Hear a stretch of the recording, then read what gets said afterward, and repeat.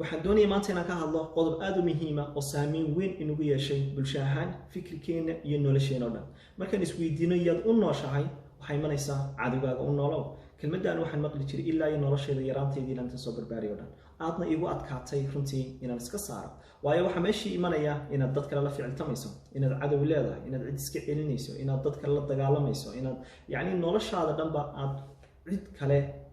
ku foogan tahay laakiin ay meeshii ka baxayso qofkii ilaawayo noloshiisa isaga khaaska ah yaad u nooshahay maxaad u nooshahay ujeedkaagu muxuu yahay hadafkaagu muxuu yahay noloshaada maxaad doonaysaa qofkiiba doonaysa inaad noqoto su'aalaha noocaasi ay aad u yaraatay oo qofku mar walba uu leeyahay dad baa iga xun dad baa iga soo horjeeda hadduu israa tallaabooyin noloshii ka midaba xitaa qaad ama dad baa macnihii cadow igu ah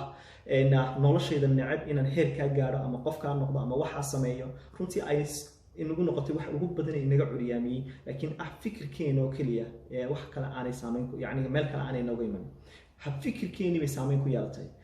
hab horumarkeeni iyo tallaabooyinkeen qaadina nolosheeni bay saameyn ku yeelatay waxaad arkaysaa xataa ilmihii yaraa oo maanta lagu barbaarinayo ama lagula talinayo hooyo cadowgaaga u noolo marka taasina waxay noqotay runtii falsafad aad u khaldan oo saameyn weyn ku yeelanaysa qofka noloshiisa oo dhan marka waxaa meeshii ka lumaysa qofkii hadaf inuu yeesho waxa meeshii ka baxaysa ujeedkiisa qofku nololeed inuu raadsado waxa mar walba imanaysa qofkii inuu dad kale la ficiltamo ama cid kale la ficiltamo wax kale iska celiyo saa darteed waxaan u baahanahay inaan isweydiino nolosheena yaad u nooshahay waxaan u noolahay naftayda waxaan u noolahay faamilkayga waxaan u noolahay ilaahay abuurtay waxaan u noolahay noloshayda waxaan u noolahay hadafyadayda iyo ujeedkayga iyo qofka nolosha doonayay maanta inaan noqdo waxaan maanta naftayda kusoo kordhin karaya waxaan maanta bulsho ahaan kusoo kordhin karaba taasaa muhiima meesha inay timaado waxaa markaa dhismaya caqiido culus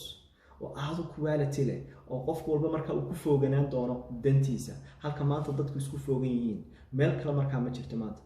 dhammaan dadku qof waliba wuxuu ku foogan yahay qof kale qofku wuxuu iska celinayaa dad kale qof kale marka taas ayaa wax meesha u baahan ka baxdo haddii doonay maanta inaan noloshan doonay ku noolaano haddii doonay maanta horumarkan doonay ku noolaano haddii doonay maanta guulaha nolosha aan doonay inaan soo hayno oo maanta aan wax iska bedel weyn abuurno marka waxa muhiim ah inaan isweydiino yaad u nooshahay